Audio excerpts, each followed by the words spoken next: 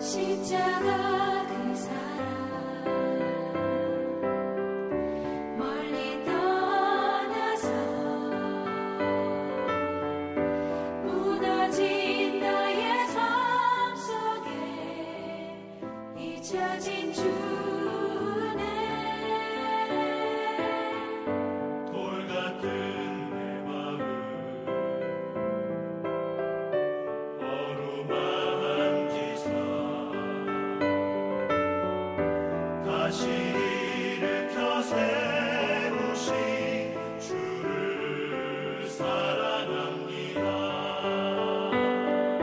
주 나를 보호하시고 날 붙드시니 나는 보배롭고 존귀한 주님의 자녀라. 주 나를 보호하시고 날 붙드시니 나는 보배롭고 존귀한 주의 자녀라.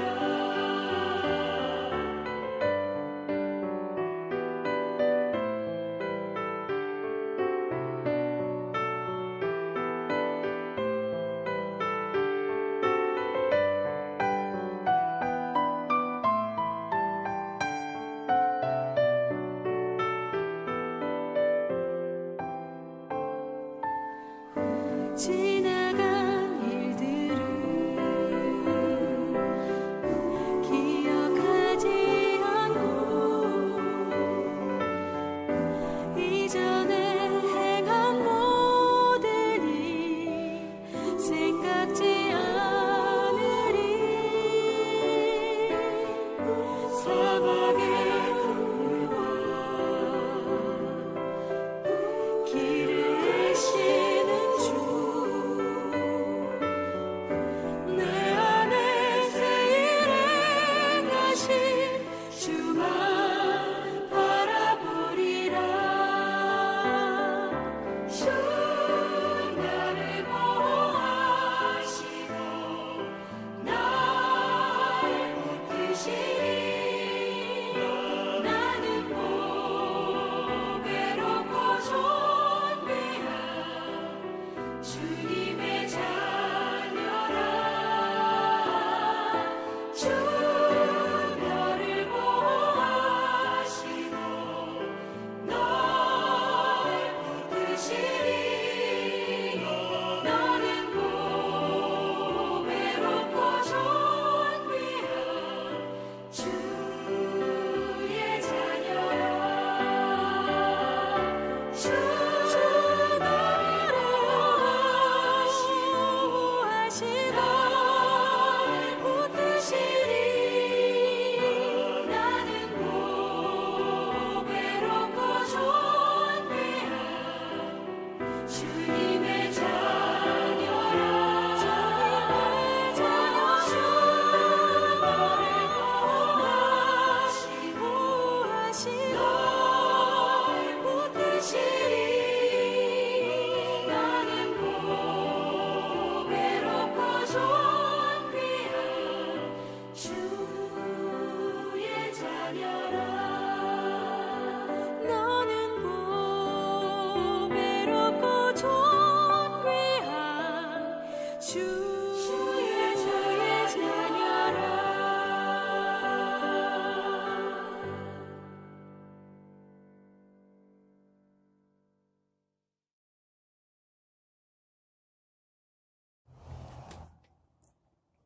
우리를 구원하시려고 독생자 예수 그리스도를 저희에게 보내주신 자비로우신 하나님 아버지, 은혜와 사랑을 감사드립니다. 이 세상을 구원하시기 위하여 인간의 몸으로 이 땅에 오셔서 십자가에 달려 죽기까지 저희를 사랑하신 주님의 한없는 은혜에 감사드립니다. 그러나 우리는 때로 그 은혜를 잊고 살았음을 고백합니다. 용서하여 주시옵소서. 하나님 아버지, 고난주간을 맞이하여 이렇게 특별 새벽 기도를 허락하심을 감사드립니다. 하나님의 인류를 구원하시는 계획을 이루시기 위하여 절대 순종으로 십자가를 지시기 위하여 예루살렘에 입성하시는 주님의 모습을 보며 다시 한번 그 구원의 은혜를 생각합니다. 이 고난주간 새벽 기도회를 통하여 주님의 십자가의 구원의 은혜에 감사드리며 그 은혜 안에 사는 저희가 되게 하여 주시옵소서. 오늘 하와이 좋은 교회 온라인 특별 새벽 기도회 첫날 장세현 목사님께서 말씀 선포하실 때 성령님 함께 하셔서 말씀을 주사 입을 열어 복음의 비밀을 담대히 알리게 하옵시고 듣는 저희들은 그 말씀을 하나님의 말씀으로 받게 하시고 이 말씀이 또한 우리 믿는 자 가운데에서 역사하심을 체험하며 이 말씀을 삶 가운데 살아내는 저희 모두가 되게 하여 주옵소서. 이 새벽 기도에 동참하시는 모든 분들 큰 은혜 받게 하시고 그 삶을 축복하여 주시옵소서. 하나님 영광 받으시옵소서. 날 위해 갈보리 십자가에서 죽으신 예수님 이름으로 기도합니다. 아멘.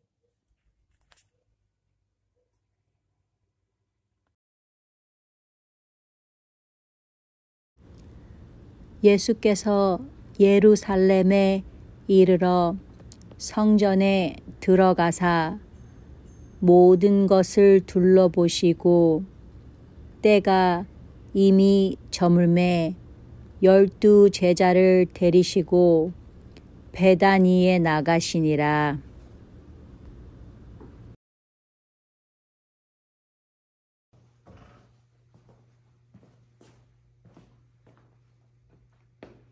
고난주간 특별 새벽기도 첫째 날입니다.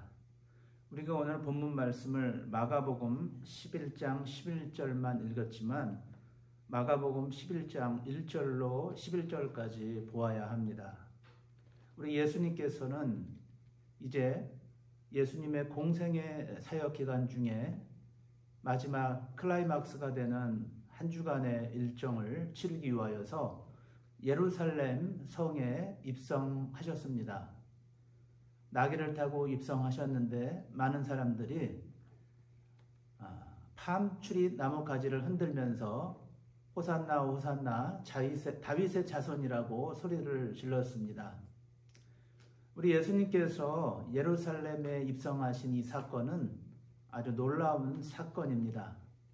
예수님이 예루살렘으로 발걸음을 향하신 것은 이제 한 주간의 예수님의 이 사역 속에서 예수님은 정말 필요한 그 내용들, 예수님이 꼭 알려주고 싶은 비유와 당부하고 싶은 말씀을 알려주시고 이제는 십자가의 이 형틀에서 우리 모든 사람의 죄를 대신하여 예수님께서 운명하셔야만 모든 사람에게 구원의 은택이 주어진다라고 하는 사실입니다. 그래서 예수님께서 예루살렘에 입성하신 이 발걸음은 아주 아름답고 의미 있는 성스러운 발걸음입니다. 그래서 이 세 가지로 한번 생각해 보겠습니다. 예수님의 이 발걸음은 방향이 십자가를 향한 발걸음이었습니다. 예수님은 예루살렘을 향하여 앞장서서 가는 것으로 묘사되어 있습니다. 마가복음 10장 32절에 보면 예루살렘으로 올라가는 길에 예수께서 그들 앞에 서서 가시는 그들이 놀라고 따르는 자들은 두려워하더라. 이에 다시 12 제자를 데리시고 자기가 당할 일을 말씀하여 이르시되 라는 말씀이 나옵니다. 장군이 부대 앞에서 진두지휘하듯이 그러면 부대의 사기가 높아집니다. 예루살렘에서의 순환과 죽음을 향하여 조금도 두려움 없이 단호하게 걷는 장면이 나옵니다. 그 목적지는 십자가 형틀입니다. 이 십자가의 사역이 무서워서 쭈삣쭈삣한 것이 아니라, 두려워한 것이 아니라 당당하게 걸어 나가셨습니다. 예수님은 이 십자가 사역 때문에 예루살렘으로 들어가셔야 했습니다. 만약 예수님이 앞으로 로마 군인들과 청중들에게 멸시와 천대와 고난받을 것을 잘 아셨습니다. 이것이 두려웠다면 예수님은 의도적으로 두려워서 갈릴리 해변이나 동굴이 있는 좀 휴양할 수 있는 곳으로 피하셨을지도 모릅니다. 그러나 예수님은 본인이 만군의 하나님의 말씀에 순종하고자 그 십자가의 사역을 감당하시고자 묵묵히 예루살렘에 은혜롭게 입성하셨습니다. 우리의 방향은 어디일까요? 우리의 방향은 예수 그리스도입니다. 우리 신앙의 방향은 주일 성수와 하나님을 기쁘시게 하는 일에 방향을 두어야 합니다. 방향을 제대로 두지 못하고 방향성을 잃어버리면 우리는 좌초됩니다. 인생이 꼬여지게 됩니다. 불행하게 되는 것이죠. 우리가 원리적으로 하나님께 온전히 방향을 두고 천국을 향해 방향을 두고 순례의 길을 잘 걸어가게 되면 마지막에 우리의 생명이 다하는 그날에도 무사히 천국에 입성할 수 있습니다. 두 번째로 예수님의 발걸음은 외로운 발걸음이 아닙니다. 예수님이 혼자 십자가 사역을 감당하셨다는 그 사실에 우리 예수님이 외로우셨을 것이다 생각하는 분들이 계신데 그렇지 않습니다. 제가 보는 관점에서 우리 예수님은 결코 외롭지 않습니다. 예수님 한 분이 십자가에서 고난받으시고 피 흘리시고 쓴 잔을 받으시고 사망하시면 우리 예수 그리스도의 그 놀라운 그 권세로 구원의 능력을 우리들에게 허락해 주셨기 때문에 예수님 혼자의 몸으로 많은 인류를 구원해 내신다는 그런 의미를 들 수가 있는데 우리 예수님이 이 사역을 감당하실 때 외롭게 감당하신 것이 아니라 바로 예수님에게는 만군의 여호와가 되시는 하나님이 계십니다. 하나님이 예수님에게 순종의 명령을 내리셨고 예수님은 은혜롭게 순종하셨어요. 그래서 예수님의 이 사역 속에서 하나님은 뗄래야 뗄 수가 없습니다. 하나님과 동행하는 사역이었습니다. 그래서 예수님의 이 발걸음은 당당한 발걸음이고 외롭거나 아주 연약한 발걸음이 아닙니다. 연약한 발걸음이 우리 삶 속에서 있는데 보통 사형수들은 죽을 때 이렇게 사형 집행하러 갈 때 당신이 사형 당할 거니까 나오십시오 하지 않습니다. 교도관들이 면회 왔다고 데리고 가서 면회실로 가는 것이 아니라 사형 집행실로 가죠. 그때는 너무 놀라서 혼비백산해서 막 도망가려고 합니다. 교도관들은 사형 집행돼야 될 사람의 팔을 꽉 잡습니다. 그때의 그 발걸음은 당당한 발걸음입니까? 두려움이 있는 발걸음입니다. 두렵지요, 죽는다는 것에. 우리 예수님은 한 점 흐트러짐 없이 예루살렘 성에 입성하셔서 은혜롭게 한 주간의 사역을 이제 감당하십니다. 우리 이렇게 한번 생각해 보십시다. 우리 신앙 여정이 외로운 길입니까? 우리가 이민 생활하면서 외롭습니까? 사람은 누구나 외로움을 느낍니다. 원초적인 외로움을 가지고 있어요. 고독하지요. 그러나 그 순간마다 내 자신을 합리화해서 나는 외로운 사람이다라고 정의를 내리시지 마시기 바랍니다. 이렇게 한번 해보시지요. 그 외로움이 찾아올 때마다 예수 그리스도의 능력을 사용하시기를 바랍니다. 오직 예수라고 하는 이 단어, 이 말을 입으로 이렇게 말씀하시면서 중얼중얼 복창해 보시기를 바랍니다. 나에게 외로움이 찾아왔을 때, 나에게 우울감이 찾아왔을 때 그 순간에 보혈의 피 오직 예수 그리스도의 십자가를 복창해 보시기를 바랍니다. 내 안에 외로움, 우울감, 고독감이 사라질 줄로 믿습니다.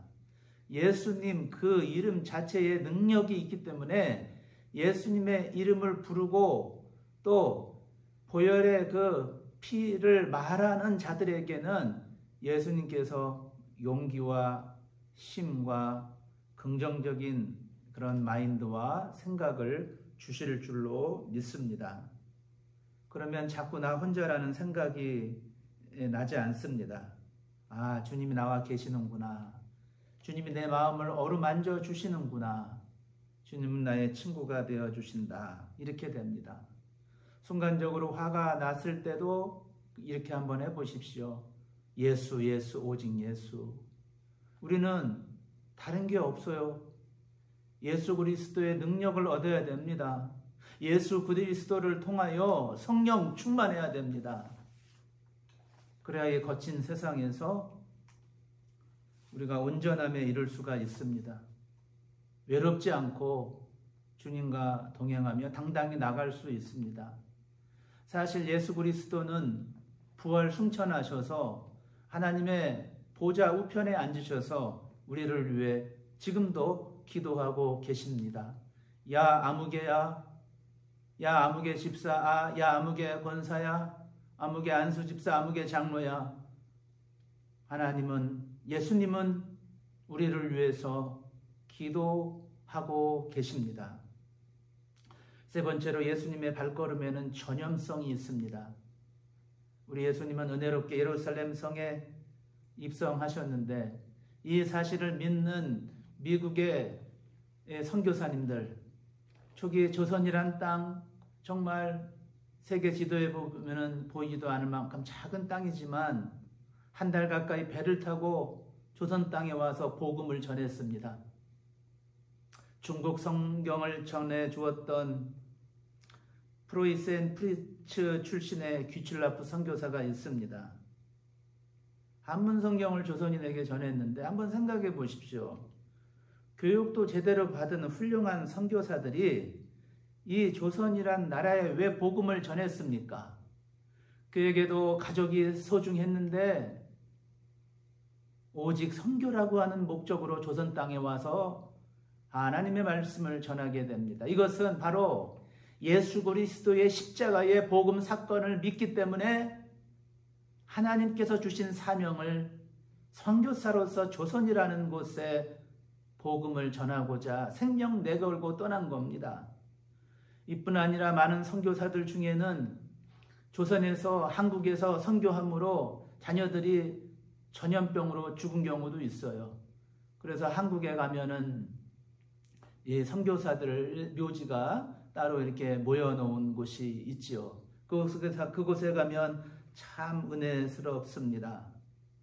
귀칠라프, 언더우드 등 많은 선교사들이 바로 예수님 때문에 예수님의 예루살렘 입성의 발걸음이 단초가 되어서 바로 예수님의 십자가와 이 구원을 믿기 때문에 뜨거운 가슴을 가지고 조선 땅에 온 것입니다. 또한 예수님은 예루살렘 입성 전에 삭개오의 심령을 회복시켜 주시고 구원해 주셨습니다. 그리고 바로 십자가 사역을 이루기 위해 예루살렘에 입성하셨어요. 십자가 사역은 바로 구원을 이루기 위한 사역입니다. 초기 미국 선교사들을 통하여서 복음의 전염은 대한민국을 뒤흔들어서 대한민국의 팔도에 많은 사람들이 불릴 듯 예수 그리스도를 믿는 사람들이 늘어났습니다. 바로 우리들도, 이 말씀을 듣고 있는 우리들도 이 전염성 때문에 예수 그리스도를 믿은 것입니다. 오늘 이렇게 하와이에서 하나님 말씀을 듣고 있는 우리 성도님들, 또 한국에서, 또 본토에서, 또 구라파에서 하나님의 말씀을 듣고 있는 우리 유튜브 모든 독자들에게 권면드립니다. 우리는 예수 그리스도로 구원받은 사람들입니다. 이 전염성이 나에게 멈춰져서는 안 됩니다. 이 전염성은 흘러나가야 됩니다. 여러분 서 있는 곳, 여러분 삶의 현장에서 예수 그리스도를 전하시기를 주님의 이름으로 축원드립니다. 교회는 다니시는지 가까운 교회 다니라고 권면하시기를 바랍니다. 예수는 계속 전달돼야 됩니다. 코로나 이후에 교회를 떠나 있는 사람들이 너무나 많습니다. 그동안 지켜왔던 신앙이 참 변질되어 있는 모습을 보게 됩니다. 그래서 많은 분들이 말하는데, 지금 말세라고 하는데 말세 아마 초기 정도는 되는 것 같습니다. 자, 고난주간 첫 단추, 첫날 특별 새벽기도 오늘 은혜 가운데 잘 참여하셨습니다. 예수 그리스도의 고난에 동참하여서 오늘뿐만 아니라 이번 한 주가 주님께서 주시는 고난, 내가 짊어지는 그 십자가의 그 고난을 통하여서 예수 그리스도의 영성에 함께 참여하고 하나 되는 그런 기쁨이 있으시기를 주님의 이름으로 축원드립니다.